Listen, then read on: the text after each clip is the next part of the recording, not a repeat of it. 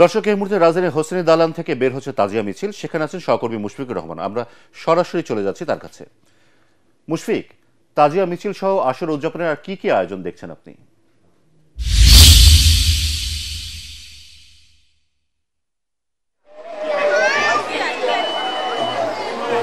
সাগর, এই মুহূর্তে হোসনি দালানের একেবারেই ভেতরে অবস্থান করছি।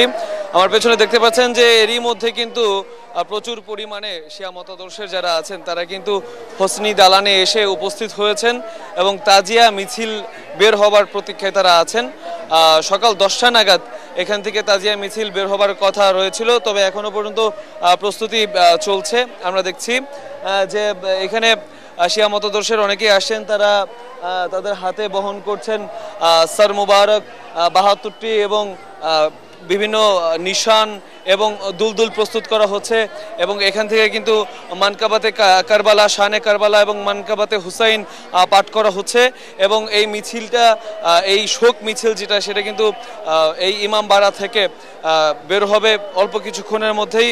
সাগর, আপনি জানেন যে হোসেইনি দালান কিন্তু রাজধানী ঢাকার ঐতিহ্যবাহী একটি ইমামবাড়া। এখান থেকেই কিন্তু মুহররম উপলক্ষে সবচাইতে বড় তাজিয়া বের হয়ে থাকে প্রতি বছর। এবারও তার বিকল্প নয়। এই তাজিয়া মিছিলটি বের হয়ে এখান থেকে কিন্তু পলাশী হয়ে, নীলক্ষেত মোড় হয়ে, নিউ মার্কেট এলাকা হয়ে, সিটি কলেজ দিয়ে তারপরে কিন্তু ঝিগাতলার যে লেকের মধ্যে একটা কারবালা আছে, সেই ঝিগাতলার কারবালায় গিয়ে কিন্তু শেষ হবে। এই সময় কিন্তু হযরত ইমাম হোসেন রাদিয়াল্লাহু তাআলা আনহু তাকে স্মরণ করা হয় এবং তিনি সহ নবী পরিবারের আহলে বাইতের যে 72 জন সদস্য কারবালার ময়দানে 61 হিজরিতে যে শহীদ হয়েছিলেন, সেই শহীদদের স্মরণ করেন তারা।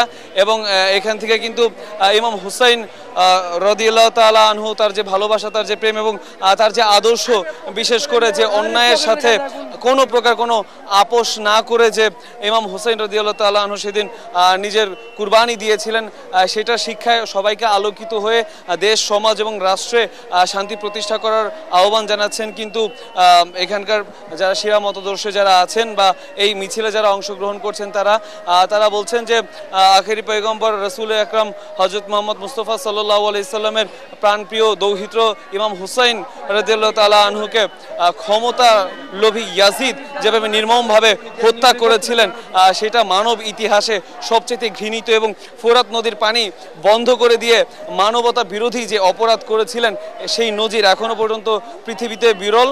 তাই তারা বলছেন যে ইয়াজিদ নয়, হুসাইনি পতাকা তলেই আসলে ইসলামের মূল ভিত্তি এবং মূল শান্তি।